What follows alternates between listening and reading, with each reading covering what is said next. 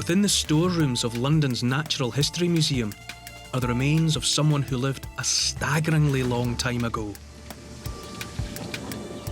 So long ago that this human has even been classed as a different species. It's a real privilege to see these and to be so close to them.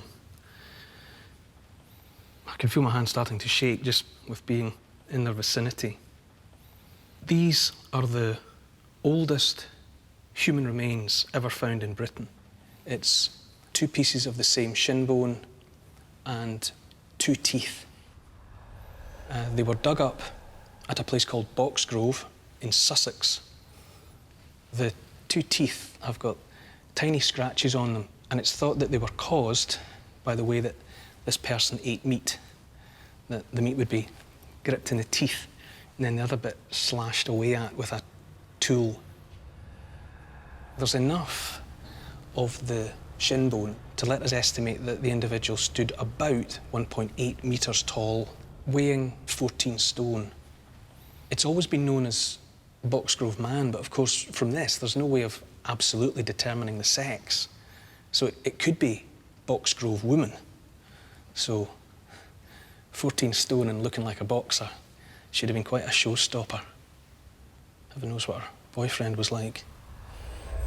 But perhaps most amazingly of all, Boxgrove Man lived 500,000 years ago. Think of that, 500,000 years.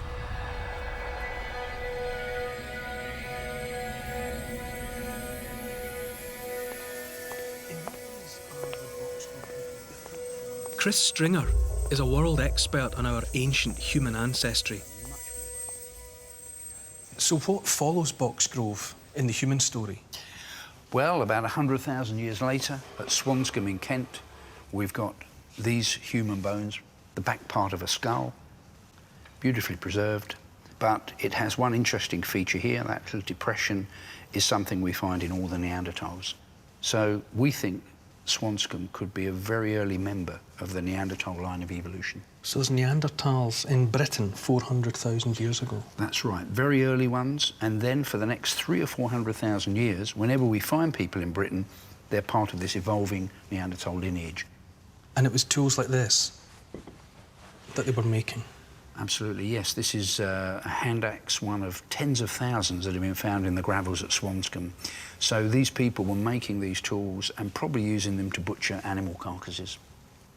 It's amazing, while on the one hand you're talking about a different species of human, different from us, and yet the tools that they made and used fit so naturally into the hand. There's a real link to the humanity of these people, even if they are a different species from us. At what point, then, do we get modern human beings like you and I? Well, much later on. Now, modern humans had been evolving in Africa while the Neanderthals were evolving in Europe and coming to Britain. And about 50 or 60,000 years ago, those modern humans started to come out of Africa, and 40,000 years ago, they're in France. And here's one of the stone tools they were making there. OK, so that's been made by hands the same as ours? Absolutely. Imagine living in a world where there are different species of people, never mind different races or different nationalities. There were several human species on Earth. We were just one of those experiments going on how to be human.